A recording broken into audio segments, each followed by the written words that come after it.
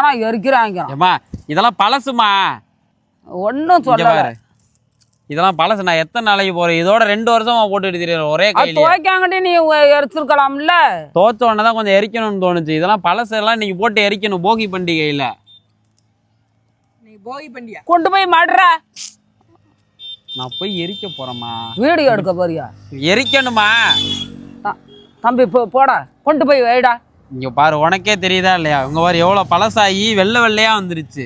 வெள்ளையா வந்ததெல்லாம் நான்லாம் போட மாட்டேமா. நேத்து எதுக்கு நான் அவ்வளவு கஷ்டப்பட்டு நான் வெளுத்து இந்த மாதிரி நானே எரிக்கலாம் அப்படின்னு தான் இருந்தேன். நீ தான் தோச்சு வச்ச. நீ எரிக்க நான் நீ கொட்ட மடிச்சு வைடா. நான் போகி பண்டிகை கொண்டாடணும்னு இருக்கிறேன். போகி பண்டிகை நீங்க நான் கொண்டாடணும்னு இருக்கிறேன். கோவிய பண்டிகை கொண்டாடினாலும் சரி, வெங்காய பண்டிகை கொண்டு போய் வைடா. இதெல்லாம் இங்க பாரு எவ்வளவு அழுக்காயிருச்சுமா. நீ மறுபடியும் 4 தடவை தோச்சுப்ப, அடுத்து வெள்ளையா ஆயிரும். இதுக்கு மேல நான் போட்டுட்டு வெளியில போக முடியுமா? அதான் முதைய நான் துவைக்காங்கட்டி நீ கொண்டு போய் எரிக்கலாம்ல. நான் அப்படிதான் நினைச்சேன். பார்த்தா நீ தோச்சுட்ட. நான் என்ன பண்றது?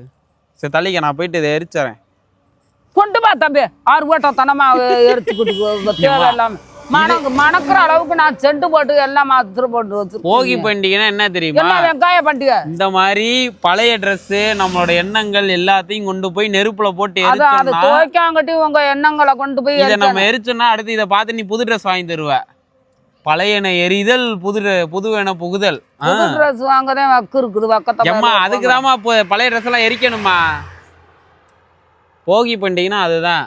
பண்டிகைகளுக்கு நீ துவைக்காங்கட்டி எரிச்சிருந்தாலும் பரவாயில்ல. நேத்து சாவனை துவைச்சேன்டா, கொண்டு போய் வைங்கடா. என்ன துவைச்சிருக்க நீ? கோவிய பண்டிகை வெங்காயம் மாட்டுறாங்கலாம். சரி வாமா, வீடியோ எடுக்கணும் வாமா.